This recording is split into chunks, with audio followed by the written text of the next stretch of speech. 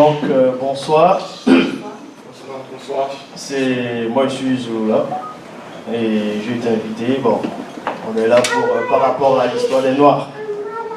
Parce que d'habitude, quand on parle de l'histoire des Noirs, on parle toujours de l'esclavage. Et deux fois d'autres s'arrêtent sur l'Égypte et sans aller plus loin. On pense que la vie ou bien tout a commencé en Égypte et c'est complètement faux. Ici, on n'est pas là parce qu'on va essayer de parler des choses qui sont cachées. Je sais qu'il y a peut-être certains d'entre vous qui connaissent, on ne dit pas qu'on va vous expliquer des choses que vous ne savez pas forcément. Mais on est là en communauté pour parler de l'histoire de l'homme noir. Parce que l'homme noir ne sait pas qui il est réellement. Il ne sait pas. Ce sont les vainqueurs qui écrivent l'histoire et on vous montre l'histoire. On vous dit que l'homme noir vient du singe, que c'est un singe, et on vous parle de la théorie du Big Bang, ainsi de suite, et beaucoup de gens ont accepté cela.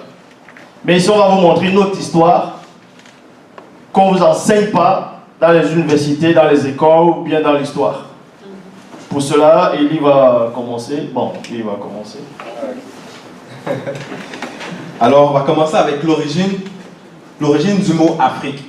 Parce que, bon, je ne sais pas si vous savez, mais derrière chaque mot, il y a toujours un esprit, il y a des explications. Alors, maintenant, l'origine du mot Afrique. Afrique vient du latin Africa. Okay, comme vous pouvez voir sur l'écran. Ok. Ça vient du latin Africa. Okay, et désignait à l'origine la Tunisie. Je ne sais pas si vous connaissez la Tunisie actuelle, c'est dans le nord de l'Afrique. Okay. Alors, le nom Afrique viendrait de l'ouest par les Romains, okay, qui utilisaient le nom Africa Terra, qui veut dire en fait terre des Afriques, okay, pour désigner le nord du continent comme la province de l'Afrique avec pour capitale le Carthage. Alors, comme je disais, c'est correspondant à la Tunisie actuelle. Alors voilà pour au sujet de l'origine du mot Afrique.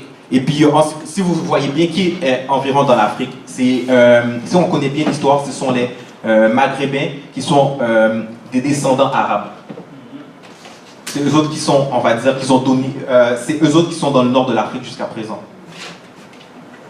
Donc il vous a montré un peu à peu près comment nommer l'Afrique. Mais là, c'est le nom des Occidentaux. C'est les Occidentaux qui nomment des noms actuels que vous connaissez. Mais Afrique, en tout cas, dans la langue Sawa, Douala, on ne disait pas Afrique. On disait Ouassé, Ouassé qui veut dire la terre. Et le continent, c'était Mouiniele. C'est comme ça qu'on nommait dans la langue ancienne. Mais avant d'entrer dans la langue ancienne, vous ne devez pas ignorer que tout a commencé. Je dis bien, quand les archéologues, quand les égyptologues parlent de l'Afrique, ils commencent toujours par l'Égypte. Parce qu'ils ne savent pas exactement qui était l'Égypte. Et le vrai nom d'un Égyptien, c'est-à-dire Égypte, ça veut dire Djenne. Djenne qui veut dire voir. C'est ça la définition de l'Égypte. Et par rapport à la bibliothèque d'Alexandrie, on vous dit que la bibliothèque d'Alexandrie a été formée en Égypte en 288 avant notre être et définitivement détruite plus tard entre 48 plutôt avant JC et 642. Donc, la bibliothèque d'Alexandrie a été détruite parce que là-bas, il y avait des grandes connaissances dans la bibliothèque d'Alexandrie. Et beaucoup de personnes connaissent à peu près l'histoire. Mais ce qu'on vous a caché, ce que vous ignorez, c'est par rapport aux hiéroglyphes. On va d'abord entrer dans les hiéroglyphes et ensuite parler de l'histoire de l'homme noir. Qui dans la salle sait c'est quoi un hiéroglyphe? Oui. Les dessins Ouais. Ouais. Et qui peut donner la définition d'un hiéroglyphe? C'est quoi véritablement un hiéroglyphe? Comment? Je ne sais pas trop sûr, mais les écritures anciennes. Les écritures anciennes. En fait, hiéroglyphe, c'est hiéro qui veut dire écriture. Et griffe qui veut dire sacré ou saint. C'est ce qu'on dit les saintes écritures. Et c'est par où la Bible a copié, a plagié les auteurs de la Bible, en tout cas les biblistes. Je sais qu'ici il y a des croyants, il y a forcément ceux qui sont dans les églises évangéliques, ainsi de suite. Là, j'ai ramené deux versions de Bible. L'une des Bibles les plus traduites et les plus lues en Afrique, c'est Louis II 1910. Et celle-là, c'est la Bible, traduction œcuménique de la Bible, Tob. Dans cette Bible, il existe beaucoup de livres que vous n'allez pas trouver dans l'U seconde du 910. Donc ici, on va entrer dans le cœur même de tout ce qu'on venait de dire, c'était l'introduction. Et là, on va entrer dans le cœur de l'Afrique, de Wassé. Pour cela, est-ce qu'il y a des croyants dans la salle? Ou ouais, des croyants. Ah, il y a beaucoup de croyants. Ça, t'es pas croyant? Je dis Amen. Ah. Ainsi soit-il, c'est mieux. Parce que Amen, c'est le nom d'un dieu égyptien. Donc, pour cela, on va commencer dans la Genèse. Parce que pour parler de l'homme noir, il faut aussi entrer dans la Bible. On va aussi le démontrer scientifiquement. Mais on va d'abord entrer dans la Bible. Parce que la Bible, c'est l'histoire de l'homme noir. Oui, toute la Bible de Genèse à Apocalypse, c'est l'histoire de l'homme noir. Et ça, on va vous le démontrer ce soir. Et aussi tous ceux qui suivent l'intervention. Quand vous lisez dans Genèse chapitre 2 au verset 6 dans la Bible Parole de vie, on vous dit qu'il y avait une sorte, il y avait la vapeur qui sortait, vous voyez, là c'est marqué là, il y avait la vapeur qui sortait qui arrosait le sol. Et en Égypte, en fait, tous les ans, c'était le limon qui se formait. Et le limon, il est noir. Ce qui veut dire que le premier homme était noir. Pourquoi le premier homme était noir? Parce que scientifiquement, on vous apprend que le premier homme vient d'Afrique et que la civilisation a commencé en Afrique. Or, quand vous lisez dans Genèse chapitre 2, verset 7, dans la traduction Abbé Filion, il est dit, le Seigneur Dieu forma l'homme du limon de la terre. Il souffla dans ses narines et l'homme devint vivant et animé. Donc le premier homme ici, c'était un noir. Et ensuite, dans la suite, on vous parle de Genèse chapitre 2 au verset 7 dans la traduction Pierre-Robert Livartan, parce qu'il existe plusieurs versions des Bibles, plusieurs versions qui se contredisent même entre elles, qui ne sont pas d'accord. Ici, je ne suis pas en train de vouloir casser ou bien froisser la foi de quelques-uns ici, mais il faut rétablir la vérité telle qu'elle était. Parce que dans Jean 3,11, il est dit, nous disons ce que nous savons, et l'on rend témoignage de ce qu'on a vu. Et dans Proverbe 19,2, le manque de science n'est bon pour personne. C'est important d'avoir la science. C'est important de connaître son histoire. Or, ici, avec les preuves, on va bien voir. Dans Genèse chapitre 2 au verset 10, Bible, traduction Rebecque Olivertin, il dit, un fleuve sort de cet Éden pour arroser le jardin.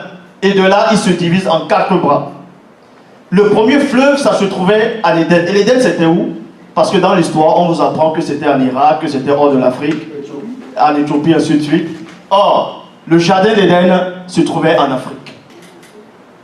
Bibliquement, on va même vous le démontrer dans la Bible, le jardin d'Éden se trouvait en Afrique. Tous les récits bibliques se sont passés en Afrique, dans le continent noir. Parce que, bon, je sais que la phrase que je vais employer, ça va peut-être choquer les gens. La spiritualité est une question de race. Ce n'est pas du racisme. Ne confondez pas. La spiritualité est une question de race. Parce que selon la Bible, dans Genèse chapitre 1, verset 26, on vous dit que Dieu dit quoi? Faisons l'homme à notre image. Mais Dieu n'a pas besoin de parler directement. Non. Si Dieu fait l'homme à son image, forcément, la spiritualité est une question de race. Et dans Genèse chapitre 2, verset 11, le nom de l'un était le Pichon, qui entoure tout le pays de Havila. Je ne sais pas si vous pouvez voir là. Le premier est Pichon, qui entoure tout le pays de Havila. Ce n'est pas moi qui ai écrit ces Bibles. Il y a beaucoup de personnes qui ont lu les Bibles, qui ont dû voir ce passage-là. Havila, c'était qui? Dans l'histoire biblique. Havila, c'était un noir. Et ça, on le montre ici, là. Dans Genèse chapitre 13, plutôt Genèse chapitre 2, verset 13, traduction King James française, il est dit, le nom du second est Guichon. C'est celui qui entoure tout le pays de l'Éthiopie. L'Éthiopie, ce n'est pas en Europe. L'Éthiopie, ce n'est pas en Amérique, c'est en Afrique. Donc, les fleuves qu'on nommait dans le jardin d'Éden entouraient constamment les pays des Noirs. Donc, si ça entourait les pays des Noirs, forcément, le récit biblique s'est produit en Afrique. Et si ça s'est produit en Afrique, pourquoi donc on modifie les noms, les lieux de naissance, ainsi de suite? On vous parle de Jésus, Jésus-Christ. On vous dit qu'il est né au temps du roi Hérode, Hérode le Grand. Or, quand vous voyez l'histoire le Christ, en tout cas, je sais que ça va froisser beaucoup de gens. L'histoire d'Hérode, ceux qui ont dû connaître l'histoire, le Christ n'a pas connu Hérode le Grand. En tout cas, le vrai Hérode dans l'histoire, le Christ ne l'a pas connu. Mais dans Matthieu, le Christ a connu Hérode. Et aucun document dans l'histoire n'atteste que Christ a rencontré Hérode, ou bien qu'il a vécu au temps du roi Hérode, Hérode le Grand. Ça n'existe pas. Donc forcément, il y a quelque chose qui s'est passé. C'est qu'ils ont trafiqué l'histoire. Parce qu'ils veulent prendre l'énergie de l'homme noir. Parce qu'ils savent qui est l'homme noir. Et l'homme noir a perdu sa valeur. Ici, certains vont dire qu'ils sont haïtiens, ils sont camerounais, ils sont burkinabés, ils sont nigériens. Ça ne compte pas. Vous êtes issus d'un seul peuple. La division, ce n'est pas bon. Ici, vous allez apprendre votre histoire. L'histoire de vos ancêtres. Vos ancêtres ne sont pas des Gaulois. Vous ne descendez pas du singe. Je le dis ici, et personne ne va me prouver le contraire. Dieu n'a pas créé le singe. Ce n'est pas écrit dans la Bible. Certes, il a créé les animaux. Les premiers animaux qui ont vécu sur la terre, c'est dans Genèse, chapitre 1, verset 20. C'était les animaux marins, les monstres marins. Et ensuite, il y a les animaux terrestres. Dieu n'a pas créé le singe. Le singe, c'est une anomalie. Quand on regarde les poils du singe, qu'est-ce qu'on voit? Ce ne sont pas des cheveux crépus qu'on voit. Ça ressemble à quel autre?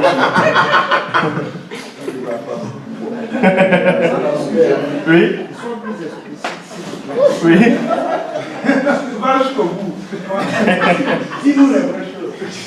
Bon, on a dans les vraies choses.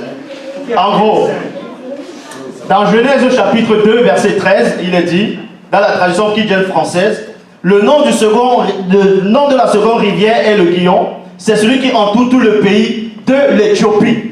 Dans Bible Parole de Vie, il est dit, le deuxième fleuve est le Guillon, qui fait le tour de tout le pays de Couche. Couche, c'est qui? Pour cela, on va voir qui est Avila et qui est Couche, toujours dans les versions authentiques, originelles. Je ne sais pas si vous voyez. Donc, oui. Pour savoir qui est Couche, pour savoir qui est l'Éthiopie, on va dans Genèse chapitre 10, au verset 1. Il est dit, voici la généalogie des fils de Noé. Noé était noir. Noé était noir. Adam était noir. Déjà, ce n'est pas son vrai nom. Son vrai nom, c'est Moto. Moto qui veut dire homme. Moto qui veut dire homme. Donc, en gros, il est dit ici dans Genèse chapitre 10, au verset 1, voici la généalogie des fils de Noé, Shem, Cham et Japhet. Donc, Noé avait 3 fils, Shem, Cham et Japhet. Et des racistes disent que Noé a maudit son petit-fils, Canaan, et c'est là où les Noirs sont apparus. Ça, c'est l'histoire qu'on vous apprend, mais c'est écrit nulle part dans la Bible. Ah, j'ai jamais entendu ça. Voilà, mais ça, il y en a qui le disent. Même ceux qui sont dans le KKK, le Ku Klux Klan. Parce que Ku Klux Klan, ça veut dire sec, lumière et famille. Donc ici, pour savoir qui est l'Éthiopie, dont fait allusion dans la Genèse au début, on va dans Jérémie 13, 23. Jérémie 13, 23, dans la Bible du Sommeil, il dit, un Éthiopien peut-il changer la couleur de sa peau? Un Éthiopien. Tandis que dans la traduction écuménique de la Bible, c'est ça la traduction écuménique. Il a dit un noir à la place de l'Éthiopie. Un noir peut-il changer de peau? Bible du rabbinat français Zadokam, le nègre. J'aime pas dire ce mot, mais le nègre, ça veut dire noir. Peut-il changer de peau? Donc la question qu'on vous pose ici, l'Éthiopien ici c'est un noir. Et c'est celui dont on faisait allusion dans Genèse, qui entourait tout le pays de l'Éthiopie. Si ça, ce n'était pas l'histoire des Noirs, c'est l'histoire de qui alors? Si ça, ce n'est pas l'histoire des Noirs, c'est l'histoire de qui? Pour cela, on va dans Genèse chapitre 2, verset 14. Le nom du 3e fleuve est Hiddekel, ou le Tigre. Pour cela, vous voyez ça dans la Nouvelle Bible seconde, c'est-à-dire le Tigre. C'est celui qui coule vers la Syrie. à l'est de la Syrie. Et le troisième fleuve est l'Euphrate. L'Euphrate qui veut dire la fertilité. L'Euphrate, c'est à l'Égypte. Babylone, c'est à l'Égypte. L'Idékel, c'est à l'Égypte. Pour cela, je ne sais pas si tu peux montrer avec les cartes. Parce que c'est bien beau de parler, mais il faut aussi montrer les cartes que...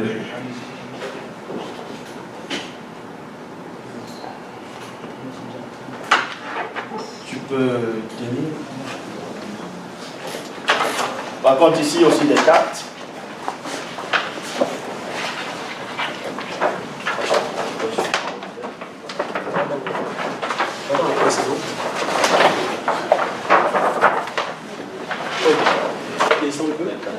Tu peux descendre un peu. Ces cartes-là qu'on a ici, c'est des cartes qui ont été faites par justement ces Occidentaux, les navigateurs. Dans l'époque, quand ils ont voulu coloniser les territoires.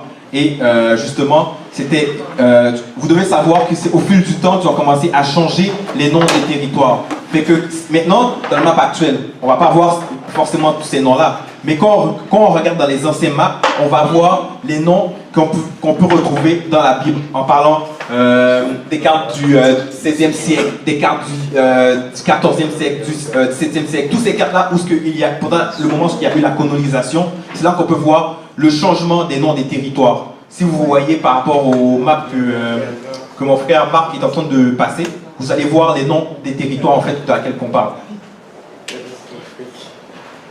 Ça, c'est la carte du XXe siècle. Vous voyez, c'est marqué Gaza à l'intérieur et Shinar. Shinar qui veut dire Shinéa. Et Shinéa, ça se trouvait en Mésopotamie, à Babylone. Et c'était toujours l'Afrique. Donc Babylone, c'est l'Afrique. Ça n'a rien à voir avec l'Irak où Saddam Hussein disait qu'il est le descendant de Nebuchadnezzar. Donc voilà les preuves déjà. Il y a plein de cas de l'Afrique. C'est marqué là ou pas? Ouais. Vous pouvez voir ici, il est marqué Tigre. C'est le fleuve là qu'on a énuméré tout à l'heure. Idékel. Idékel, mais dans d'autres versions ils disent Tigre à la place de Idékel. Ils remplacent ça. Donc vous voyez ici Tigre. Et si tu montes un peu plus, on va voir Shinéar aussi, qui apparaît ici. Donc Shinéar ici, c'est la Babylone, là où c'était. Ouais, Shinéa, c'était à Babylone, en Mésopotamie. Et il y a des passages bibliques qui affirment cela aussi. Dans Daniel chapitre 1, verset 12, Daniel chapitre 1, verset 2, où il est dit, le Seigneur livra entre ses mains Joachim le roi de Juda et une partie des ustensiles de la maison de Dieu. Nebuchadnezzar, d'autres disent Nebuchadnezzar, mais son vrai nom c'est Ekoto, qui veut dire couronne. C'est ça son vrai nom, le nom de Nebuchadnezzar. Et on vous dit ici qu'il est important, les ustensiles dans le pays de Shinéa. Shinéa qui se trouve dans la carte qu'on vous a montrée tout à l'heure. dont l'histoire biblique a été plagiée en Afrique, dans l'histoire des Noirs. On va prendre l'exemple de Samson. Beaucoup de personnes connaissent l'histoire de Samson. Samson, à un moment, il était en route, il y a un lion qui l'a attaqué. Et il a attrapé le lion, il a déchiré le lion. La question que je voudrais vous poser, où est-ce qu'on trouve les lions en route? Il n'y a pas les lions en Palestine. Est-ce qu'il y a des lions en Palestine? C'est pas, il n'y a pas les lions, on ne les trouve pas aux États-Unis ou en Amérique quand tu le marches en route. L'histoire de Samson s'est produite en Afrique, parce que les lions se baladaient en route. Comme ils ont fait en Égypte, ils sont venus, ils ont peint les personnages, ils leur ont donné la couleur des blancs. Certains pensent que je suis raciste. Je ne suis pas raciste puisqu'on forme un groupe, il y a des métis, il y a des asiatiques, il y a des blancs, il y a de tout là-dedans. Mais il faut néanmoins rétablir la vérité telle qu'elle était. L'homme noir doit se réveiller de son sommeil. L'homme noir doit se réveiller. Et il y a des choses que je ne peux pas dire pour l'instant, qui peuvent peut-être choquer beaucoup de personnes par rapport à l'origine même. Non, je te laisse continuer. Alors, je ne sais pas si vous avez suivi jusqu'à présent qu'est-ce que Zola essaie de vous dire par rapport même à l'origine, que ce soit le premier homme et la première femme. En fait, il a passé sur le fait que déjà le jardin d'Éden se situait déjà en Afrique par rapport au fleuve. Ça a été montré géographiquement, que ce soit dans les anciens cas, okay? Bibliquement parlant aussi, juste par rapport aux mots, on peut voir comme ça que Havila, c'est le fils de Cush. On est capable de voir ça dans Genèse 17, où ce que ça dit, les fils de Cush, et Cush qui veut dire Éthiopie, sont Séba, Havila, Septa, tu vois, Havila. Et puis déjà, au début, on voit que le premier fleuve, il était autour, ça passait autour du pays de Havila. Fait que déjà, les fleuves, les 4 fleuves étaient en Afrique. Leur position était en Afrique. Encore, il nous donne même la description même d'un Éthiopien. Quand on parle d'un Éthiopien, on parle de noir. Et puis après, dans d'autres traductions, ils vont dire le mot nègre. Bon, déjà, le mot nègre, ça veut dire, c'est un dérivé de Niger. Et Niger, c'est en latin. Ça veut dire noir, toujours.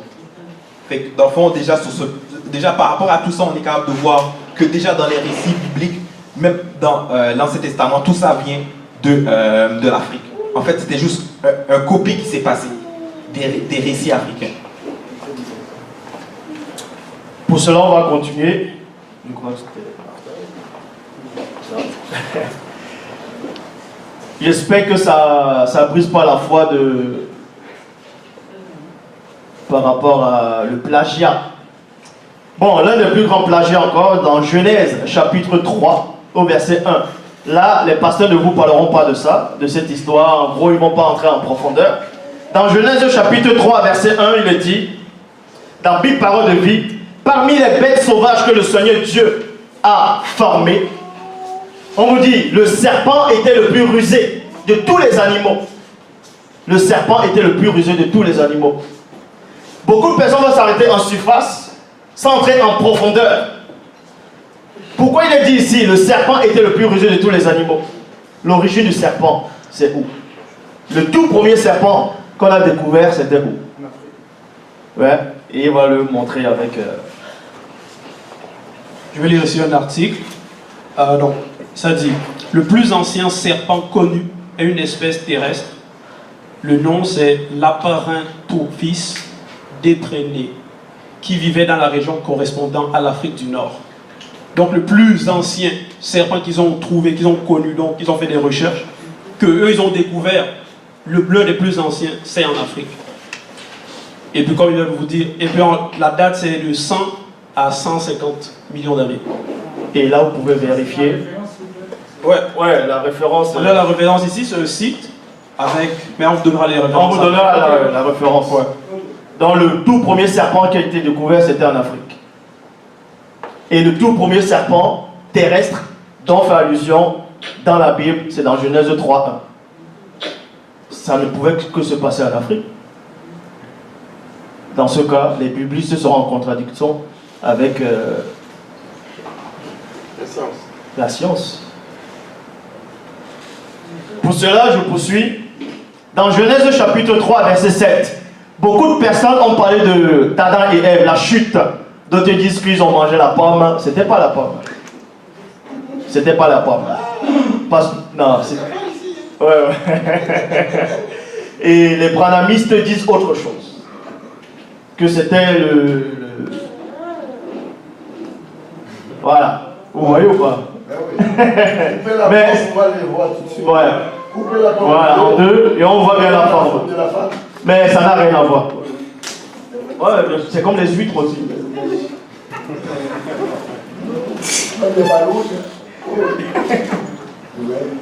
Donc, dans Genèse chapitre 3, au verset 7, les pasteurs ne vont pas vous parler de ça. Quand l'homme et la femme ont chuté, quand ils ont péché, on vous dit que l'homme a entendu la voix de celui qu'on nomme l'Éternel, Yahvé Adonai Elohim. Et il s'est caché. Il a pris des feuilles. Il a caché sa nudité. Mais on va entrer en profondeur par rapport aux feuilles. Genèse chapitre 3, verset 7, Bible, parole de vie. Alors les yeux s'ouvrent maintenant, ils voient qu'ils sont nus. Ils attachent ensemble des feuilles d'arbre et cela les sert de pagne. De pagne. L'origine du pagne, ça vient d'où? Toujours d'Afrique. Et les premiers pagnes s'étaient faits avec des feuilles d'arbre. Et Genèse parle de ça ici. C'est pour ça que je dis qu'il y a plusieurs versions. Ne vous arrêtez pas sur une seule version. Bible en français courant, le mot pagne apparaît. Dans la Bible, c'est-à-dire la Bible des témoins de Jéhovah, traduction du monde nouveau. Parce que normalement, il y a un monde ancien. Traduction du monde nouveau, ils disent aussi le mot pagne. Mais quand ils dessinent la chute de l'homme et la femme, ce n'est pas des pagnes forcément qu'on va voir. Ce ne sont pas des pagnes, ce n'est pas des noirs qu'on va représenter. Oh, ils savent que... Oui? C'est des ceintures. Ouais, les ceintures. Oui, continue ta lecture. Continue, vas-y. Ceinture et... Ok, les yeux de l'un et l'autre s'ouvrirent, ça c'est le seul. Ils connurent qu'ils étaient nus et ayant cousu des feuilles de figuier, Ouais. ils s'enfirent des ceintures. Des ceintures. Bon, comment ça tu vas faire une ceinture pour cacher ta nudité? Déjà, ça ne tient pas. Ça ne tient pas. Ce sont des pagnes. Bible en français courant, pagne. Dans Genèse chapitre 4 au verset 17, il est dit, Caïn, vous connaissez l'histoire de Caïn, Caïn qui a tué son frère Abel parce que Dieu a refusé son sacrifice. Bon, Dieu a refusé ses offrandes, les offrandes de la terre. Mais ça ne tient pas la route. Depuis quand Dieu va accepter les offrandes de sang, il va refuser les offrandes de la terre. Bon, ça c'est notre histoire. Ici, on est là pour démontrer que tout ce qui s'est passé, c'était avant la dérive des continents. En gros, la dérive des fragments des continents. Parce qu'actuellement, on parle qu'il y a 5 continents, mais il y va plus développer aussi par rapport à ça. Dans Genèse chapitre 4, au verset 17, Caïn s'est uni à sa femme. Mais sa femme, c'était qui? Vu qu'on avait que créé l'homme, la femme, et Caïn est apparu, aucun pasteur ne va vous dire d'où est-ce que vient la femme de Caïn. Sa mère, Lilith. Ah, donc tu dis Lilith. Mais on sait que Lilith, c'est une démon. Et on disait que c'était la première femme d'Adam. Pour cela, Caïn a construit une ville. Vous pouvez vérifier.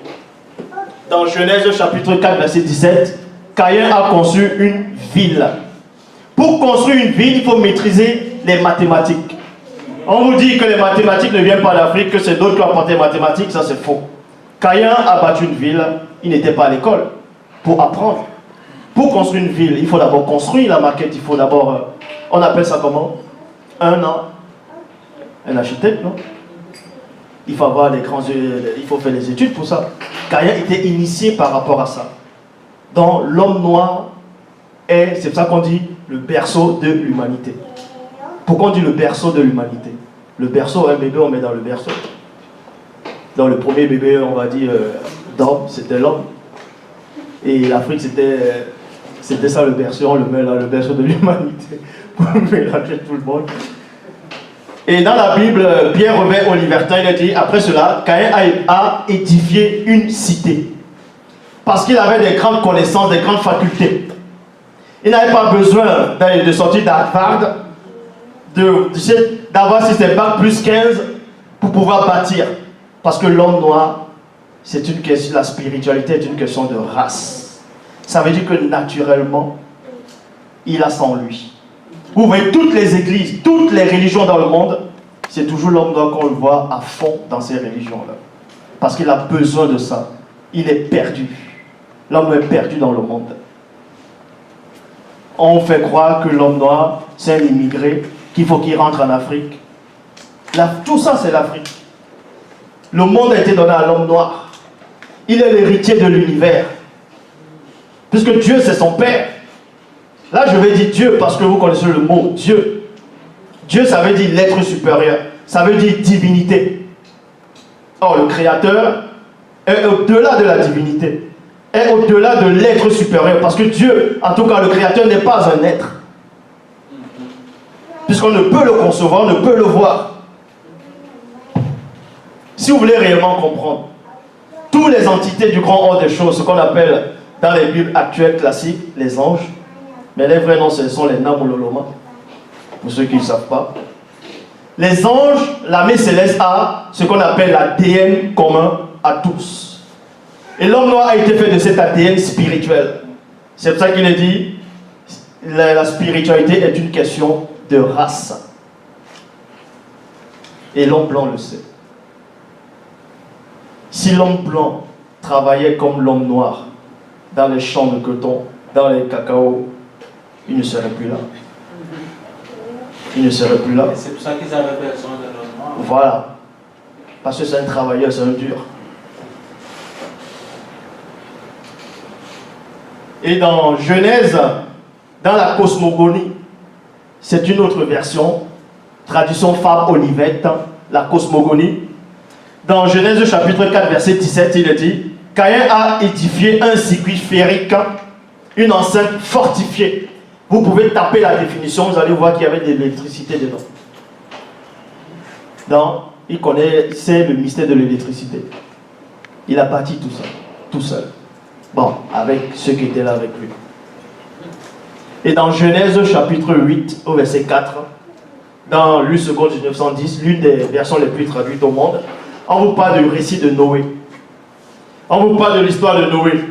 Il est dit, le 7e mois du 17e jour du mois, l'arche s'arrêta sur les montagnes d'Ararat.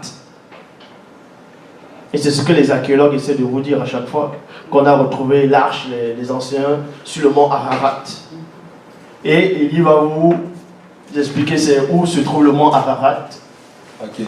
Et pour ceux qui ne connaissent pas en fait où est le mont Ararat, si on regarde par rapport à le map actuel, vous allez voir que le mont Ararat, c'est à côté de la Turquie. On peut le voir ici en fait. Et c'est en Europe. Mais ça ne fait pas partie de l'Union européenne. Mais c'est dans l'Europe. Et puis, on s'entend que là, on parle de l'histoire des Noirs avant la dérive des continents. Je ne sais pas si entre vous, vous savez comment les montagnes se forment. En fait, les montagnes se forment à cause des plaques tectoniques. Fait que dans le fond, avant la dérive des continents, il n'y avait pas tout ça. Il n'y avait pas de montagnes. C'était un terrain. Il n'y avait pas de montagnes, en fait. Donc, et puis la Terre, c'était un seul continent. Voilà, comme il a expliqué tout à l'heure, au départ, c'était un seul bloc. Avant la notion de la dérive des fragments du continent. Parce que eux, ils jouent avec les mots, ils disent la dérive des continents. En réalité, on ne dit pas les continents. C'est un seul continent. Il n'y a pas les continents. L'Amérique, ce n'est pas un continent. L'Europe, ce n'est pas un continent. L'Asie, ce n'est pas un continent. Ce sont des blocs de terre. Pourquoi? Parce que le Canada, ça voulait dire village en langue iroquois. Canada, ça voulait dire village. Vous pouvez vous renseigner. Ça voulait dire village en langue iroquois. Pourquoi ils nommaient ça village? Par rapport à quoi ils nommaient le Canada village? C'était par rapport à quoi? Parce qu'ils savaient que l'Afrique n'était pas un village. L'Afrique était, oui. Et pendant que tu dis Canada, j'ai rencontré les Portugais aussi qui m'ont dit, ça veut dire ici il n'y a rien. Voilà. Ouais. Voilà. Car c'est ici nada. Voilà. Ici il n'y a rien. C'est ça que les Portugais m'ont dit. Bien sûr. Donc, si vous voulez comprendre l'histoire de Noé, comme il vous l'a montré tout à l'heure, on vous dit que l'arche est arrêtée sur le mont Ararat. Selon l'histoire, dans le continent européen. Et à cette époque, l'Europe n'existait pas. Pourquoi l'Europe n'existait pas? Donc, la Turquie ne pouvait pas exister, le mont Ararat ne pouvait pas exister. Et comme Elie vous a dit tout à l'heure, les montagnes n'existaient pas à cette époque. Pour que les montagnes puissent exister, il faut des grands tremblements de terre, des plaques tectoniques. Pour cela, dans Genèse chapitre 11, au verset 8, dans la Bible de l'épée, c'est pour ça qu'il existe plusieurs versions de Bible. Dans d'autres versions, on vous dit que Dieu a fait en sorte que des langues apparaissent. Il a divisé les hommes sur toute la surface de la terre. Or, il y a une seule version, en tout cas, dans les Bibles classiques, dans Genèse chapitre 11 au verset 8, Bible de l'épée, comme vous pouvez voir, il est dit ici que Dieu a fracassé en fragments toute la face du continent. Toute la face du continent. Donc au départ c'était l'Afrique, un seul bloc. On a frappé la face du continent et ça a créé les autres bouts de terre. Les autres terres se sont manifestées. C'est ce qu'on appelle maintenant l'Europe, l'Amérique, l'Asie, l'Océanie, et ainsi de suite. Donc si vous voulez savoir, que ce soit l'Amérique, l'Europe, tout ça, c'est toujours l'Afrique. Et eux, ils le savent. Donc quand on dit à l'homme noir, rentre chez toi, va en Afrique, tu dois lui dire, non, je suis chez moi partout. Puisque quand on a créé l'homme noir, qu'est-ce que le Créateur a dit? Je te donne la terre pour possession. Allez-y, remplissez la terre. On s'adressait à qui? À l'homme noir. Ça, c'est pas du racisme. Mais c'est l'histoire. Dans Genèse chapitre 11, au verset 4, on vous parle des pyramides qui se trouvent en Égypte. Les archéologues, les égyptologues s'arrêtent sur l'Égypte. Ils vous disent non, en Égypte c'était ça, les pyramides, ça veut dire ça, ça. Ils savent rien sur l'Égypte. Ils savent non seulement rien sur l'Égypte, rien sur les pyramides, ils ne savent pas. On vous parle de Socrate, de Pythagore, ils sont allés en Égypte, on les a initiés en Égypte. Qui les a initiés en Égypte? C'était les non-initiés qui les ont initiés, et non les initiés en Égypte. Oui. Dans Genèse chapitre 11, verset 4, comment? Dans Genèse chapitre 11, verset 4, Bible Parole de vie, dans la Bible de l'épée plutôt, on vous parle de la toute première pyramide. La tour de Babel, c'était une pyramide. C'était une pyramide. Ouais, la tour de Babel, c'était une pyramide. Là, c'est marqué. Et qui sait, c'était quoi? Qu'est-ce que la pyramide symbolisait? Pour ceux qui ont un peu étudié la civilisation égyptienne.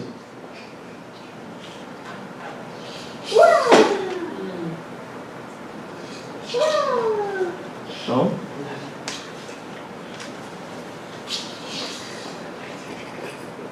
Vous savez pas? C'est pas un tombeau pour mettre Pharaon. Comment? Le tombeau pour le pharaon? Non? Et qui connaît la définition de pharaon? Du mot pharaon? Non. Non? Ça veut dire grande maison. Grande maison. Pharaon, ça veut dire grande maison. Et Wikitandabo, dans la langue originale. Et beaucoup de personnes ne connaissent pas l'histoire de... Quand on parle de l'histoire de l'homme, non, ça s'arrête toujours à l'esclavage. Non.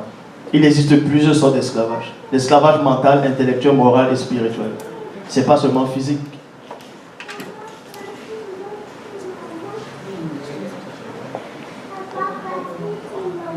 Maintenant, s'il y a des questions, ou si vous n'avez pas compris depuis le début, par rapport à... Il y a un guerrier là-bas, là. Tu as la question, une question? Mais ce que j'aimerais savoir, c'est... Comment je vous dis ça? C'est sûr qu'on doit arriver, montrer, propager ça le plus possible, et puis donner les références, et puis, tu sais, comme vous avez fait, c'était bien fait, moi j'ai compris. Ouais. Mais moi, ma préoccupation, plus comme une question, c'est de comment faire pour que ça se sache. C'est rendu là parce que c'était très clair. Pour moi, c'était très clair pour les autres aussi. Parce qu'il y a longtemps que moi, j'ai commencé à chercher depuis quand même 2010. Oui. Mais par rapport à ce qu'il dit, que quoi se sache, parce que la question n'est pas assez claire. Parce que moi, j'étais à l'école ici, Ouais. puis dans mes écoles, on m'a toujours dit qu'il y avait un continent avant, et que le continent a été brisé par les tremblements de terre, les plaques tectoniques dans le fond de l'océan, qui a besoin de se relativiser. Ils ne vont pas expliquer les raisons spirituelles, dans le sens qu'il y a eu la tour de Babel a fait en sorte que Dieu a un etc. Ouais. Ils vont dire que c'est naturel et que ça s'est divisé. Maintenant, par rapport à qui vivait sur le continent, ça, ils décident de ne pas en parler parce que ils décident de ne pas en parler. Qui décide de ne pas en parler? Le monde qui font les enseignements, ils vont juste dire qu'il y avait un continent, Ouais. ça s'est divisé, puis après ça, Ouais, bien sûr, bien sûr. création de... Mais la peur, c'est que le monde savent qu'il y avait un continent. Ouais. Maintenant, c'est la question, pour répondre, mais pas pour répondre à la question, mais pour poser la question, par rapport à sa question, c'est qu'est-ce qui doit être divulgué. Il va te répondre. Il demande ta question, c'est divulgué par rapport à quoi? Moi, Oui. en fait, ce que je dis, il faut enlever la confusion chez les gens, parce que la plupart des gens, moi j'ai visité beaucoup d'églises, même des mosquées ailleurs, la plupart des humains, surtout le groupe africain, d'abord, 95% au moins ne connaissent pas l'histoire. On était endoctrinés. Donc, comme le monsieur l'a dit, le grand Rasta a dit, il faut comment dire, il faut défaire ce travail mental. Il faut que ça soit propagé. Parce que moi, je sais que c'est la vérité. Hier, dans ma vie, on ne parle jamais de m'excuser d'être un saint. Et là, ça me frustre, tu comprends? Il faut que, comment je peux dire ça? Il faut qu'on se solidarise, il faut qu'on fasse des réseaux pour savoir la vérité. Parce que c'est la vérité qui va nous affranchir. Ça peut être individuel, mais le peuple noir, on est de la même postérité. Ouais. Ça, c'est tellement évident pour moi. Maintenant, C'est ça, c'est de s'organiser et puis de poser des questions, de faire comme avec Marc qui m'a vu au métro, c'est de faire des réseaux, de propager comme ça. Tout le monde connaît la vérité. Tu sais, chacun se fera plus de. La foi va plus augmenter et puis. ouais. On n'aura plus peur parce qu'il y a le complexe des Occidentaux. Veulent ou pas. Pourquoi? Parce que, je ne sais pas, à un moment donné, pour que tu me le dises, à quel moment ils ont volé la science des Égyptiens, je pense, si je me rappelle. Ouais. Pas avant. Enfin, il n'y avait pas que l'Égypte en Afrique. Parce que les archéologues, les égyptologues s'arrêtent toujours à l'Égypte pour faire croire qu'eux détenaient une très haute connaissance. Certes, ils avaient une connaissance, mais ils n'étaient pas les seuls à détenir cette connaissance. Avant l'Égypte, il y avait l'Éthiopie. Et avant l'Éthiopie, il y avait d'autres civilisations. Il y avait des empires, des royaumes, des dynasties en Afrique. Avant que la colonisation ne commence. Avant que l'esclavage ne commence, il y avait déjà des empires. Il y avait de la haute technologie en Afrique. 6 avancées. Regardez la preuve. Quand vous voyez en Égypte là, il y a les pyramides que vous voyez. Il y a le sphinx qu'on représente. Le sphinx est mal représenté. Parce qu'on représente une femme noire. Oui, le sphinx c'est une femme noire qu'on représente. Ce sont les non-initiés qui ont fabriqué cela. En gros, ils ont mal représenté. Parce qu'il n'y a pas de sphinx noir. Parce que le sphinx c'est un démon, c'est un hybride. Je ne sais pas si on ne va pas trop entrer là-dedans. Mais par rapport aux pyramides que vous voyez en Égypte actuellement, par rapport aux pyramides que vous voyez actuellement, il y a les blancs actuellement, les scientifiques n'arrivent pas à savoir comment ils ont fabriqué les pyramides. Jusqu'à maintenant, c'est ça qu'ils disent, parce que d'ici les esclaves. Ouais, c'est ce que j'allais dire. Ouais. Ça, c'est les colonies. Parce qu'il y en a des pyramides au Soudan aussi. Ouais. Ils parlent seulement de l'Égypte, il y en Ouais. a au Soudan aussi. Même les Mayas, les Et civilisations au mayas. Soudan, il y en a plus de pyramides qu'en Égypte. Même en Chine, ils ont trouvé les pyramides. Ouais, il y en a en Chine, vraiment. Mais, ouais. Et maintenant, oui, vas-y. Justement, c'est pour ça que tu as dit tout à l'heure qu'il y avait une terre. C'est pour ça qu'il y en a en Chine aussi, quoi. Parce Ouais. que c'était une Voilà. terre. Voilà. Et les C'est là premiers ça- Chinois, c'était les Noirs. Ah, C'est ça. ça, Ouais, il y a des photos qui prouvent ça. Yeah. Ils ont les yeux bridés, tu les vois comme les anciens films Shaolin, c'était des Noirs pareils. Mais non. Et maintenant, ce que vous ne savez pas, c'est quoi? C'est que les pyramides que vous trouvez en Égypte là, actuellement, Oui. à cette époque, personne n'arrive à expliquer comment ils ont fait pour fabriquer cela, mais ce sont les non-initiés qui ont fabriqué ces pyramides-là. C'est noir. Les Noirs non-initiés. Donc imaginez la technologie des initiés, oui. Pourquoi avoir pris, pour donner au sphinx que tu disais, pourquoi avoir pris ce sphinx, le sphinx pour pouvoir représenter la femme noire? Pourquoi avoir pris un sphinx? Voilà, parce que c'était les non-initiés à cette époque qui vivaient en Égypte. C'était tous des Égyptiens, mais à l'époque, eux c'était des adorateurs. Ils adoraient les faux dieux, ce qu'on appelle les faux dieux, dans les anges déchus. Ils adoraient aussi les démons. Donc ils représentaient ces démons-là. Le sphinx c'est un démon, mi-femme, mi-animal. Ça c'est l'hybridation. C'est comme ce qu'on appelle Mami Wata. C'est un démon ça. C'est une démone. Donc le sphinx c'est une idole, en gros. C'est une idole. Pour les initiés, ils vont voir une idole. Mais pour ceux qui ne savent pas, ils vont aller prendre des photos, ils vont dire ah c'est beau.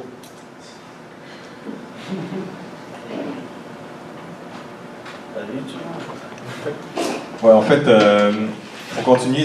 En fait, il n'y a rien de nouveau sous le soleil. Même jusqu'à présent, on peut voir il y a certaines représentations par rapport à des statues qui sont sculptées, où ce que les personnes vont s'agenouiller dessus. Je ne vais pas donner vraiment de nom par rapport à ces statues-là, mais je pense que vous savez, il y a des statues, il y a des affaires qui sont fabriquées en pierre, en bois, où ce que le monde se prosterne devant et puis vont prier, tout ça. En fait, tout ça, ils ont pris ça en Afrique. Ils ont pris ça par rapport à ce que les non-initiés faisaient.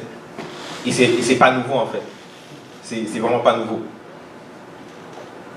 J'ai une question qui me revient. Tantôt, il y a quelque chose qui était intéressant. On parlait de l'Empire romain, quelque chose a été changé. Par rapport à la date, par rapport à la Bible, ils ont modifié. Hérode? Oui. Est-ce qu'on peut avoir plus d'éclaircissements s'il vous plaît? Ok. En fait, si on parle à propos de Hérode, ok, il y a des traductions bibliques qui vont parler de Hérode. Ils vont donner plus de précision à quel Hérode que c'est en fait. De quel Hérode on fait allusion. Ok. Alors. Hérode le Grand. Dans Matthieu 2:1. Si on va dans Matthieu 2:1, ok. Dans Matthieu 2:1.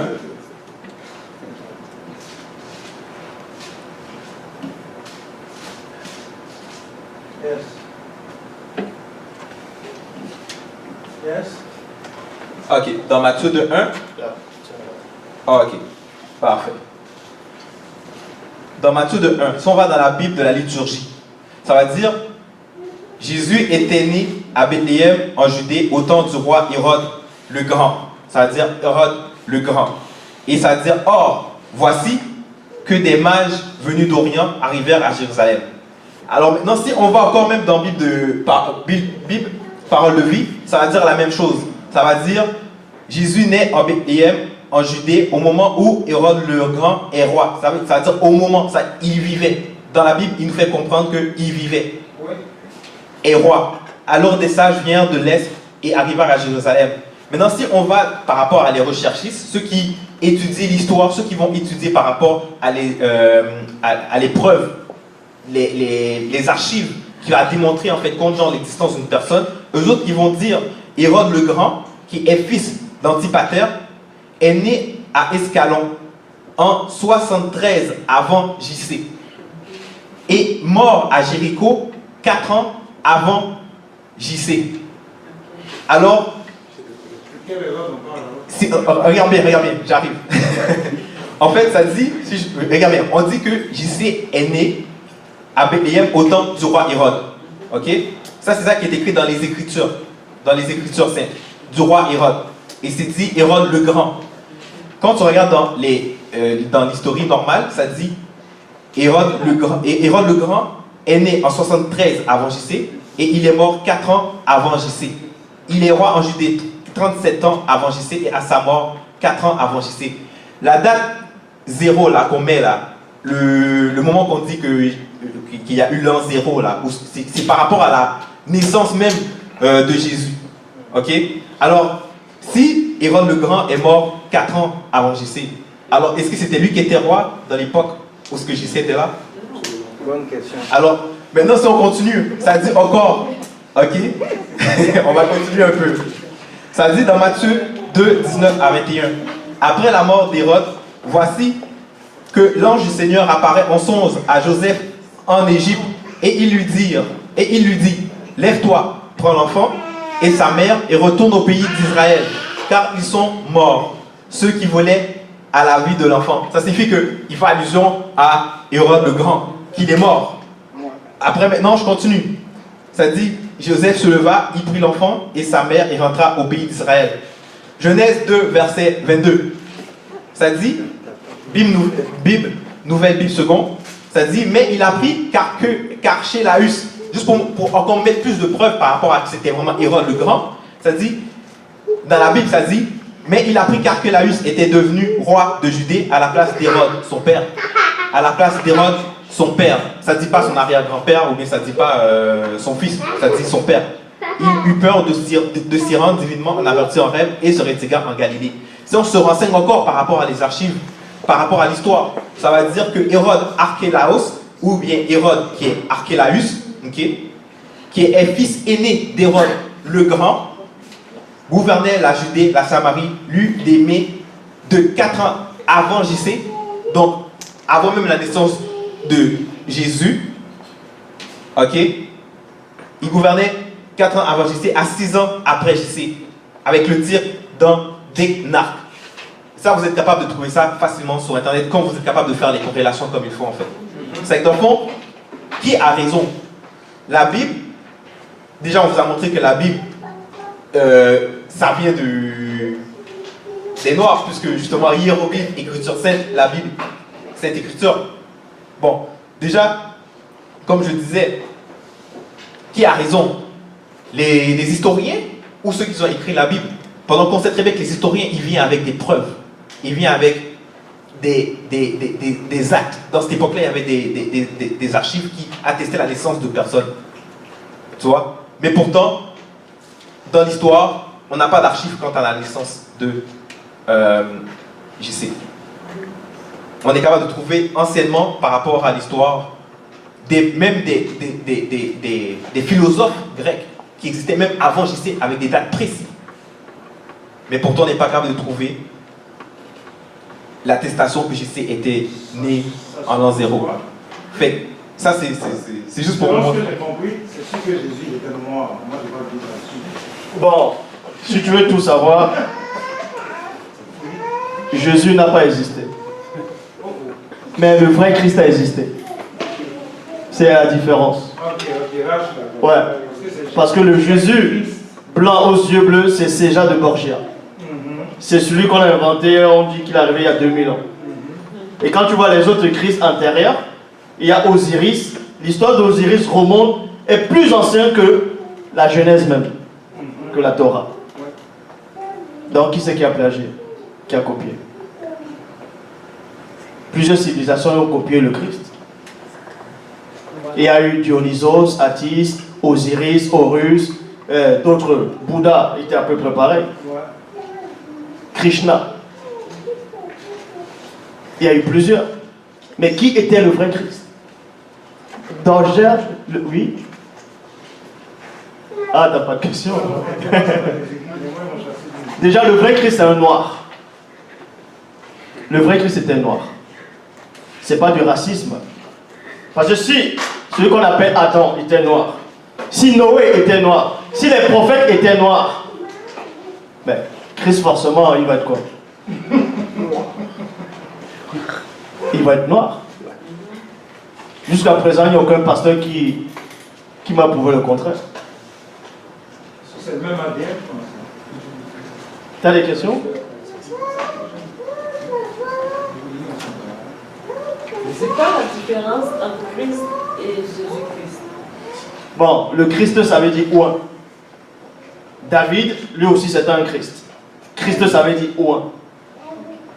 Ça veut dire ouin. Mais parmi les oins, c'est pour ça qu'il a dit, ne touchez pas à mes oins, ne faites pas du mal à mes prophètes. Dans tout ce qu'on, en gros, un roi, quand on va choisir, quand on va le oindre, c'est un Christ. C'est ce qu'on appelle un oint. Mais sauf que Christ, lui, il est venu avec le majuscule. Oui? Si les premières jambes sont noires, alors d'où viennent les blancs? En fait, cette question-là, ça va être répondu dans, on va dire, dans une autre conférence, tu vois, puisque on va traiter vraiment sujet par sujet, et pour pas, on va dire, s'éparpiller, puis pour pouvoir rentrer plus en profondeur à cette question-là, on va répondre à ça, on va dire, dans une autre conférence, tu vois. Comment? Ah ouais? Ouais, c'est inévitable en fait. Il y a une question ici. Oui. Mais pour revenir sur l'an 0, si l'an 0 n'est pas la naissance du Christ, l'an 0 signifie quoi? En fait, il a dit. Bon, attends, répète ta question. Si l'an 0 ne signifie pas la naissance du Christ, l'an 0 signifie quoi? C'est quoi la vraie signification de l'an 0? Ok. En fait, si on est capable de bien regarder les histoires un à la suite de l'autre, on est capable de bien relater l'histoire, que ce soit par rapport à les récits bibliques, ou que ce soit par rapport à Hérode le Grand, que ce soit par rapport même à l'évasion à l'Empire romain, tu vois, l'évasion de l'Empire romain dans d'autres territoires, on verra comme ça que l'Égypte s'est fait envahir quelque temps avant l'an 0. Ce qui veut dire comme ça que la bibliothèque d'Alexandrie était à la merci de ces colons-là. Puisque qui envahit le terrain d'une personne, c'est les colons. Bon, voilà. Fait que c'était à merci de ces colons-là. Alors, et on s'entend qu'il y a eu, d'après ce qu'on est en train de vous montrer directement, il y a eu falsification, il y a eu copie en fait. Fait que l'an 0, en fait, c'est une date qui a été mise pour. C'est là où il y a, on va dire, il y a eu la suprématie blanche en fait. Il y a eu tournement de pouvoir ou bien de domination par rapport à qui était avant et qui sont maintenant. Ouais, pour appuyer par rapport à l'an 0, comme je viens de dire, après on va laisser la parole à Martin aussi. On ne peut pas se baser sur l'an 0. Parce que tous les pays n'ont pas le même calendrier, déjà pour commencer. Donc ça ne tient pas à l'an 0. L'Éthiopie a ses propres dates. Ici, on fait croire qu'on est en 2017. On n'est même pas en 2017. On n'est pas en 2017. Ah. Parce que l'an 0, c'est quoi? Si le Christ il est né en l'an 0, soi-disant, on l'a découvert, on a cru que c'était le Christ après. Ça veut dire que c'est après qu'on a dit que c'est là-bas l'an 0. Donc cette date-là est arrivée bien après. C'est les gens qui sont venus après qui ont décidé d'établir cette date-là comme l'an 0. Et selon même leur propre recherche, ils se sont gourés des dates. Ils se sont trompés de dates, selon leur propre recherche. Donc l'an 0 qui a été établi, ce sont des personnes qui ont décidé d'établir un sauveur comme ça et de mettre cette date-là. Et ils ont commencé à accepter comme religion principale. Et ils ont maintenant commencé à distribuer ça maintenant. C'est pour ça maintenant, plus de personnes aujourd'hui sont en train d'accepter cette date-là depuis des générations et des générations. Mais au départ, ce n'était pas ainsi. Et par rapport à Christ, oh vas-y, tu as une question. Mais avant l'an 0, il disait que j'étais en quelle année? Comment? Avant l'an 0, il disait que j'étais en quelle année? Non, c'est ce qu'il vient d'expliquer. C'est ça. À chaque génération, ils avaient leur propre date, comme aujourd'hui. Il y a l'ère chinoise, les langues chinoises aussi. Ils ont leur date à eux, ils ont leur calendrier à eux. Les Mayas aussi, dans leur temps, ils avaient leur calendrier, ils avaient leur date, leur formation de datation, leur forme de datation. C'est pour ça que eux, ils se sont basés maintenant sur une date inventée. Ils ont décidé d'établir ça comme l'an 0 et de baser leur calendrier ainsi comme ça. Comme ça. On est ensemble, merci. Que Dieu vous bénisse pour nous.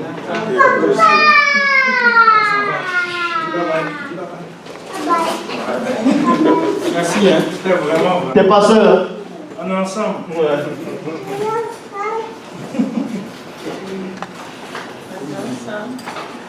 Ok. Et par rapport à Christ maintenant, le Christ, pour prouver que non seulement le Christ il était noir, on va aller selon leur Bible à eux-mêmes. Bon, la Bible même, donc les Écritures saintes que eux-mêmes ils ont dit. On va aller dans Daniel 7, 9. On va avoir la description. Parce que la description qu'ils donnent parfois, les témoins de Jéhovah, tout ça là, ils vont dessiner des personnages. Et ces personnages-là, ça va avoir beaucoup d'influence sur les gens. Ils vont distribuer les prospectus, tout cela. Mais ils se sont basés sur quoi pour dessiner cela? Est-ce qu'ils vont dire que non, c'était à ce temps-là, il y avait une personne qui a peint ça? Mais ce n'est pas ce que la Bible elle dit. On va aller dans Daniel 7, 9, qui dit: Je regardais pendant que l'on plaçait les trônes, et l'ancien des jours s'assit. Son vêtement était blanc comme la neige, et les cheveux de sa tête étaient comme de la laine pure. Comme de la laine pure. Il y a une description ici. Et la laine pure qui a les cheveux comme ça. La laine pure, c'est comme les poils de mouton qui n'ont pas été travaillés. C'est pour ça qu'il est précisé ici pur. Donc il n'a pas été traité encore. Et ce sont les noirs qui ont ces cheveux-là. Pourquoi ils ne sont-ils pas basés sur la description qui a été donnée, mais ils se sont basés sur d'autres formes d'invention? C'est ça la question. Et la description qu'on voit ici du Christ, c'est aussi les mêmes descriptions qu'on montre des anges dans les Bibles actuelles. Ils ont des cheveux crépus. Et c'est les descriptions qu'on voit dans la Bible actuelle même.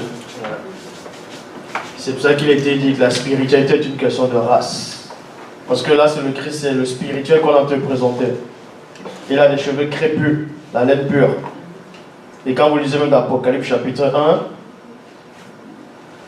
verset 1 à 18, pendant la description de l'entité, de l'être supérieur qui est apparu à Jean à l'île de Patmos. Et beaucoup de personnes, même à comics, ont cru que c'était le Christ qui est apparu à Jean à l'île de Patmos. Oh, c'était un ange. Aussi. Donc, en fait, ne vous étonnez pas de ce qu'on dit en fait. Ce qu'on vous raconte en fait, c'est depuis l'ère, c'est comme ça, tu vois. Par rapport à les inventions même des Noirs, ça a été pris du Noir et ça a été copié. Il y a plusieurs choses qui ont été copiées. Fait que si on vous montre en fait genre que les Écritures, ils ont été copiés, il ne faut pas se douter de ça parce que justement même les preuves sont là. Tout a été pris de l'homme noir. Et c'est pour ça aussi que je souligne même qu'est-ce que Zoula a dit. La spiritualité, c'est une question de race. Puisque dans le noir, il y a cette technologie, il y a cette connaissance-là, mais elle est enfuie, elle est cachée en fait. Dans le noir, il y a le secret même. Et puis justement, là, qu'est-ce qui se passe? C'est que on vit dans un moment où justement il a perdu ce secret. Fait que là maintenant, c'est le temps de revenir à ce secret-là en fait. C'est le temps de ouvrir ça. De revenir à qu'est-ce que l'homme noir était auparavant. Avant tout cela en fait. Et le but, vous allez sans doute vous poser la question, quel est le but de ce qu'on est en train de dire? Ça va vous servir à quoi? Quel est l'important de savoir que l'homme là est le premier sur la terre, que la spiritualité est une question de race? Ça va changer quoi dans votre quotidien? Ça va changer quoi dans vos vies? Bien sûr. Moi, ça donne la confiance en soi. Ouais. C'est tout. Pour moi. Oui, oui, oui. Je parle pour moi. Oui, oui, bien sûr. Pas pour les autres. Tu comprends? Ouais. Mais parce qu'en général, la vérité en nous aussi, quoi. Tu comprends? C'est important, quoi. Ça change tout. Ça change tout. La manière de voir. Parce que ce que vous ne savez pas, c'est quoi? Ce que vous ne savez pas, c'est quoi? Quand le Christ est né, en tout cas dans la Bible actuelle, quand le Christ est né, il y a eu les mages d'Orient qui ont vu son étoile. Quand c'est qu'un roi était né, vous voulez peut-être que j'entre en profondeur par rapport à ça? Ah, il a dit oui. Donc, quand le Christ est né, il y avait des mages qui ont vu son étoile. Et les mages, c'était des qui? C'était des gens qui avaient une grande connaissance. D'autres, on les considérait comme des sorciers, comme des devins, comme des sages. Dans le livre de Daniel, les mages sont remplacés par des sages. Ils ont vu l'étoile de Christ, et derrière cette étoile, ils ont su que quelque chose allait changer. Ça a bouleversé le monde spirituel, jusqu'à ça même frapper l'intellect d'Hérode. Il a voulu tuer les petits enfants qui étaient nés à cette époque-là. Ils ont copié l'histoire de Moïse, alors qu'on sait que ça n'avait pas existé. Bon. Là, c'est dans la Bible actuelle. C'est pour vous dire que quand tu connais la vérité, dans Jean 8,32, il est dit, vous connaîtrez la vérité et la vérité vous affranchira. Ça veut dire, dès que tu connais la vérité, dès que tu connais ton histoire, il y a quelque chose ici qui va s'affranchir dans l'air. Ah oui, parce que tu fais partie de la terre aussi. Une fois que tu as affranchi, une partie aussi est affranchie. C'est un combat spirituel. À chaque fois que vous allez, la vérité va se propager. Vous allez voir qu'il y a aussi d'autres noirs qui vont faire d'autres formes de combat par rapport au franc CFA, qu'il faut libérer, qu'il faut chasser le franc CFA. Parce que quand vous allez vous libérer spirituellement, ça va aussi libérer les autres. Parce qu'il y a un combat spirituel qui se déroule. Donc les autres aussi, ils vont se libérer. Ils vont progresser à l'intellect au fur et à mesure. Donc c'est important de connaître votre histoire. C'est important de connaître la vérité sur vos origines. Donc si vous voulez savoir, maintenant que ça choque les gens sur YouTube plus tard, je le dis toujours, je le dirai toujours. Pourquoi ça va nous choquer? Déjà, le Nord a été déjà choqué pendant des années. Ouais, non, je dis pour ceux qui sont à YouTube. Bon, là je prends juste la Bible actuelle, classique, tout simple. Là c'est avant la dérive des continents. Et vous allez voir la plus grosse anomalie qui existe actuellement. La plus grosse anomalie. Dans Genèse, chapitre 1, verset 26, il est dit, « Puis Dieu dit, faisons l'homme à notre image, selon notre ressemblance, et qui domine sur la terre, sur les oiseaux, sur le bétail, ainsi de suite. » Plus tard dans le verset 28, on dit, Dieu les bénit et Dieu les dit, soyez féconds, multipliez-vous, remplissez la terre. Il n'y avait que l'homme noir seul qui devait être sur cette terre. C'est ça. Seul l'homme noir devait vivre sur la terre. Seul l'homme noir. Oui. Ouais, je sais. Je comprends. Je connais ta question. Comment les autres sont arrivés? Seul l'homme noir devait vivre sur la terre. C'était ça, le plan divin. C'est pour ça qu'ils sont les plus nombreux sur terre. Oui? Oui. C'est pour ça que l'homme est le plus nombreux que les autres races sur terre. Avant ou maintenant? Maintenant et avant. Sur tous les temps. Sur tous les temps. Qu'on ne vous mente pas. Mais quand il parle des pays en Asie de l'Est... Non, ça c'est faux. Non, c'est faux. Même encore. Ils sont 13%. Mais j'ai vu quelque chose dernièrement, ils commençaient à envoyer des vaccins C'est pas grave, qu'ils envoient tout là-bas. en Afrique. Même encore, si on se réfère, c'est quelle nation qui font le plus d'enfants? C'est le lac, hein. Bon, voilà. Et puis, si on regarde dans les versions bibliques, où est-ce qu'elle a été dit comme ordonnance, multipliez-vous, remplissez la terre?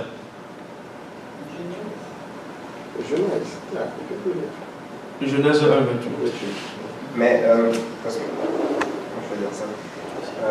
Ok, les Pakistanais, les Afghans et les Indiens, est-ce qu'ils sont considérés comme noirs ou considérés comme blancs? C'est les 100 000. Ok. Donc là, disons que ils font un recensement et ils vont dire, bon, voici, il y a 2,5 milliards de telles nations. Oui. C'est des chiffres purement inventés. Ça, c'est des rigolos. C'est comme aux États-Unis, ils disent il y a combien de blancs? Je crois que c'est 70 poussières de blancs. Et les noirs sont les Mexicains, pas les Mexicains, les Latinos, tout ça. Là. Ils ont, ils disent, 18%. Et je crois 6% de noirs et 1% d'Indiens là-bas. Et quand tu vas aux États-Unis, tu vois que c'est faux. Ils nous ont même dit qu'il y a plus de noirs. Comment ça va être plus de noirs? Mais bien sûr qu'il y a plus de noirs. C'est pour ça. Des recherches. Quand on est arrivé en Floride, on ne voit que des noirs. Ouais. C'est vrai ce que je dis. Parce que les noirs, Il y a plus de noirs. Prends le cas juste du Mali. Même en Europe, même les blancs, même ils vont dire de leur Voilà. Oui, c'est faux. Mouna veut parler. Donc, s'il n'y a pas plus de noirs, pourquoi à TVA, il y a 3 semaines, ils ont dit d'ici l'an 2040, le Canada sera noir? Mais parce qu'il y avait le nom partout. Statistiquement parlant, mais ils ont prouvé à l'échelle planétaire qu'il y a 73% de noirs. Allez faire la recherche. Mais je fais des recherches, j'ai jamais Ça dépend de quel site tu fais. Ça dépend. Si Si vous faites des recherches. Mais ça dépend, plusieurs. Parce que si c'est des sites comme par exemple, disons, je sais pas, inventer un nom fictif, genre, le Phytatos. Là, on va lire, dans le Phytatos, ils disent qu'il y a 80% de noirs et 20% de blancs. Je veux dire, c'est basé sur quelle source? Voilà. N'importe qui pourra venir dire, voilà. Bon, mais moi je pourrais arriver demain, puis je fais un site, je l'appelle le Chalitos, puis je vais dire qu'il y a 80% de Chinois, 10% de Blancs, et le reste c'est des métis. Je veux dire, la source, elle est où? C'est ce qu'ils appellent le recensement, 2 fois. Donc, ils vont compter les gens en fonction des gens qui ont ce qu'on appelle les papiers. Et les sans-papiers. Les immigrés noirs qui sont un peu partout, on les compte comment? Pour les compter, il faut les nommer, il faut connaître les noms, les présenter, on va les nommer comment? Regarde juste le Mali. Tu vois le Mali en Afrique. Le Mali est 6 ou 7 fois la France.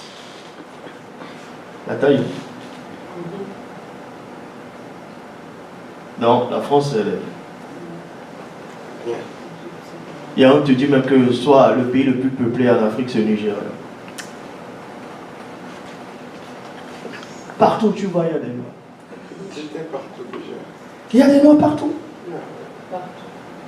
Et ce que vous dites, c'est qu'ils sont plus nombreux que ce que j'apprends dans mes cours, qui dit qu'en Asie, il y a plus, c'est là où il y a le premier berceau, après ça en Asie, pas de berceau de création, mais berceau de peuplation. Ouais. Dans le sens qu'il y a un tiers en Asie de l'Est et Asie du Sud, puis après ça serait l'Asie de l'autre côté, puis après ça serait vers l'Afrique, puis l'Europe, etc. Voilà. Maintenant, quand tu parles de l'Asie, tu dois savoir qu'en Asie, il y a beaucoup de peuples. Parce que quand on parle de l'Asie, on va automatiquement penser l'asiatique. Il n'y a pas que eux qui sont en Asie. Non, justement, c'est pour ça que je dis en Asie, mais en Asie, on ne va pas vraiment retrouver les Noirs. De Noirs. Quand tu vas en Inde. C'est pour ça que j'ai posé la question, est-ce que les Indiens, est-ce que les Pakistanais sont considérés comme noirs ou comme blancs? Voilà. Ils sont considérés comme des métis. C'est pour ça que tu as nommé le nom indien ou pakistanais. Oui, c'est pour ça. Or, il y a des Noirs là-bas là, qui ne sont pas pakistanais, qui ne sont pas indiens. C'est comme en Australie. Il y a les aborigènes là, bon, ils appellent ça aborigènes. Il y a des Noirs là-bas aussi. Non, c'est l'histoire des vainqueurs, ceux qui écrivent l'histoire, ceux qui donnent les chiffres, ainsi de suite. Ils vont dire l'homme a marché sur la lune aussi, non? C'est normal aussi, l'homme noir les dérange aussi. L'homme noir va toujours déranger aussi. Ouais. On les dérange. L'homme noir est le plus nombreux sur la terre. Ouais, seulement, on peut pas. Pourquoi est-ce qu'on. Bon, le monde va passer le contraire. C'est l'effet médiatique. C'est l'effet médiatique en fait. Même encore dans l'époque même de. Comment je dis ça? Pourquoi est-ce que les Noirs ne font rien en fait? Ça c'est une question qui doit venir. Pourquoi les Noirs ne font rien s'ils sont plus nombreux sur Terre? La question qu'il faut se demander, pourquoi est-ce que les Noirs n'ont rien fait dans l'esclavage quand il y avait peu de Blancs qui devaient les mater? En fait, c'est une question. C'est une question psychologique en fait. Le Noir n'est pas, on va dire. Bon, quand je dis qu'il n'est pas, on va dire, guerrier, c'est pas qu'il n'est pas fort ou bien qu'il ne va pas se battre, c'est que ils ne sont pas portés à aller faire la guerre. Ils sont plus pacifiques pendant que. Voilà. Tu vois, fait que là, qu'est-ce qui se passe? C'est que eux autres, avec tout ce qu'ils ont pris, toute la connaissance qu'ils ont volée en Afrique, ils ont maté, ils ont fait en sorte que ces Noirs-là puissent rester captifs. Et là, maintenant, cette guerre-là se passe plus du côté médiatique. Ils vont montrer, en fait, compte que la majorité, c'est qui? C'est eux autres. C'est eux autres, les Blancs. Ils vont montrer tout ce qui se passe en Europe, ils vont montrer tout ce qui se passe là, mais pourtant, ils vont montrer comme si que le Noir, on n'est pas grand. Même par rapport aux cartes géographiques, ils vont montrer que l'Afrique est petite. Mais pourtant, on sait très bien que, regarde, l'Afrique, si on fait des recherches, ça a une superficie énorme. Tout ça, c'est l'effet médiatique. C'est fait pour pouvoir rendre l'homme noir petit dans sa tête. Pour faire en sorte qu'on comprend qu'on est en minorité. C'est pour ça qu'on nous appelle même minorité visible. Yeah. Tout a été fait stratégiquement. Quand tu remplis les formulaires, c'est écrit. Juste pour pouvoir, en fait, briser l'estime que l'homme noir a pour lui-même. Juste pour faire ça, en fait. Dans tous les aspects, on est capable de voir ça. Oui, c'est écrit. On aurait dit que les Asiatiques sont à la base des Noirs. Ça? Non, les premiers qui étaient dans cette terre-là, c'était les Noirs. Que ce soit l'Europe, l'Amérique, l'Asie, les premiers habitants, c'est les Noirs. C'est les Noirs. Toujours les Noirs. Ah, oui. C'est toujours des Noirs. La terre des Mayas, tout ça, c'était des Noirs. Ah, les Mayas, c'était des Noirs. Ouais, les premiers. Partout, toutes les civilisations, c'était les Noirs, les premiers, oui. Ça veut dire que les Blancs, les Asiatiques, les Indiens, ça alors des Noirs aussi. Les Blancs, non? Ok, ben c'est pas des Noirs. En fait, noir, c'est quoi? Noir, c'est pas seulement la couleur. C'est l'ADN. La race. Cette ADN-là, elle est spirituelle. C'est ça le noir. C'est pour ça que la spiritualité est une question de race. C'est pas seulement la couleur. Ben, oui. Comment dire? On va dire que nous, on est 100% noirs parce qu'on a des ADN, comme des Haïtiens, on a des ADN espagnols plutôt. Moi, je suis 100% noir. Moi. Moi aussi. On ne savait pas vraiment ce qu'il a dit. Je sais pas. Non, je comprends ce que tu dis. Dans le passé, le grand temps d'esclavage, qui dit pas que c'est pas vos hôtels, c'était accouché par un blanc. Ouais, mais là, tu sais pas. Tout ce comme les Haïtiens, c'est plus probable qu'ils ont plusieurs nationalités, comme blanc, espagnol, plutôt, vous voyez. Bon. Si, mettons, je devrais répondre à ta question, ok? C'est vrai que, bon, personnellement, il s'est passé de quoi dans ce moment-là. Mais déjà, quand moi je te regarde, je vais voir quoi? Je vais voir un noir. Maintenant, même si on devrait aller dans, on va dire, à regarder, on va dire, le côté ADN, ça sera quoi le pourcentage? Ne veux pas, là, si une masse est là, c'est la masse qui l'emporte. Voilà. Alors, à la fin, t'es un noir. Fait que peu importe que tu te poses la question, t'es un noir. Mais même la couleur noire n'existait pas avant. C'est la colonisation, les races, les affaires races, rouge, blanc, noir, ça n'existait pas avant. C'est eux-mêmes qui l'ont inventé. Je sais pas comment le noir, ça n'existait pas la couleur noire. C'est couleur noire. Je sais qu'au début, il dit qu'il n'est pas d'accord avec ce que tu dis. Tu disais dans un film où il disait que ouais, les petits gremots, les Africains disaient qu'eux c'était des blancs. Ouais, ok, comment dire? Ouais, non, comme les gremots là. Exemple, comme nous, c'est un peuple, on dit qu'elle c'est une blanche, vous voyez? Je ne suis pas blanche. Oui, là-bas,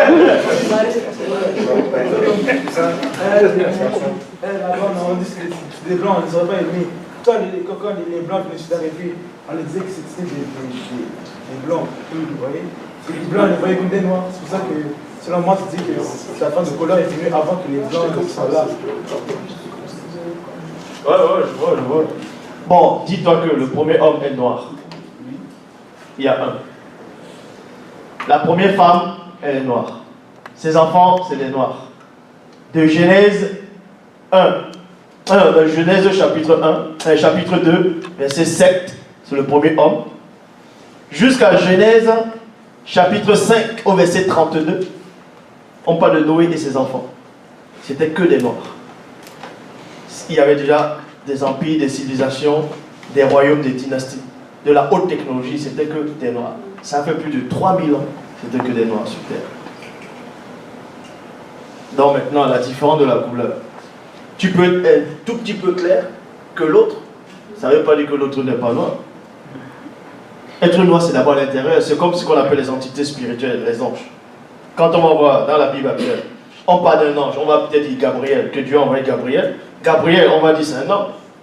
Il a l'apparence d'un homme, un ange. Mais quand on va parler des chérubins, c'est d'autres formes d'esprit, mais qui ont plusieurs ailes, avec plusieurs yeux.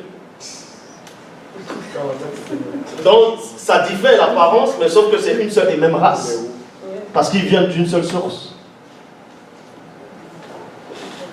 Mais pour l'origine des blancs, est-ce que les blancs c'est une sorte de... En fait, je sais que tu veux la réponse, mais comme je disais, en fait. Bon.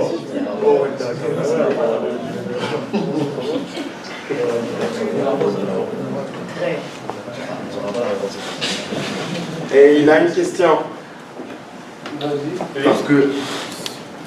Parce qu'il faudrait peut-être clarifier quelque chose pour éviter ce débat-là. Ce fait que quelqu'un qui est plus clair va pas être noir ou peu importe. Parce que ce que j'avais recherché, ce que j'ai trouvé qui était pour moi à savoir, c'est qu'avant, on n'appelait pas l'homme noir un noir ou non.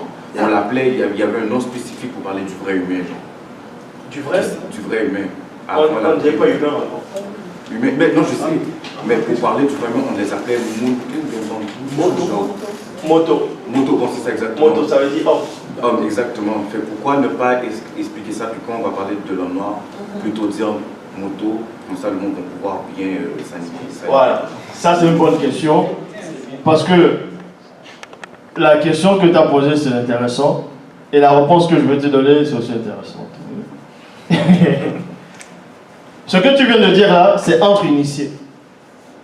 Quand on va dire moto. Quand on va dire moto. Maintenant, si toi tu viens du nord, parce que dans l'Afrique, on va dire le continent il est là. Celui-là habite de l'autre côté, l'autre habite là, l'autre habite là, l'autre habite là. Pour dire que lui vient peut-être du nord, on va le nommer comment? On va peut-être dire moto, mais il faut donner un autre nom. C'est pour ça que l'Égypte, c'est un noir qui veut dire djenne. Ça veut dire voir. L'Éthiopie, c'est toujours un noir, mais le nom originel c'est Mundo. Si on traduit, ça donne noir. Ça ne veut pas dire que l'Égyptien n'est pas noir. C'est comme ça qu'on nommait par rapport à l'endroit où tu étais. Et pourtant, l'Éthiopie et l'Égypte sont frères, même père, même mère. Mais pourquoi ils ont les noms différents? En fait, le nom apparaît en fonction des circonstances. Je vais te prendre un exemple, toujours dans la Bible actuelle, dans Genèse chapitre 25, versets 24 à 25. Il est dit, les jours où elle devait accoucher s'accomplirent. Et voici, il y avait 2 jumeaux dans son ventre. Le premier sortit entièrement roux, comme un manteau de poil. Le deuxième, on n'a pas donné sa couleur. C'était des jumeaux, ils sont sortis du même ventre, c'était les mêmes frères, c'était les frères. Mais il y a un qui était roux, ça ne veut pas dire que c'est un blanc. Ça ne veut pas dire que c'était un sang mêlé. Le roux là est apparu à cause de sa nature spirituelle. À cause de ce qu'il devait accomplir plus tard, il a hérité de cette couleur par rapport à une malédiction. Les blancs étaient maudits.